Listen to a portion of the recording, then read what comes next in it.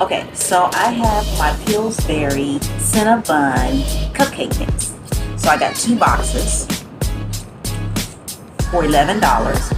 And then I got this, which is the buttercream icing to go on top of it it was $5. So I figure now if you go ahead and get the average bakery goods, get you a cupcake for like maybe $4 or $5, pretty much you're spending a lot of money. But for me, I would rather bake it out, and then that way I have more cupcakes to eat for myself and I don't have to pay someone. Now, I will treat myself to a good cupcake every now and then, but I figure if I can just go ahead and get the actual cupcake mix itself,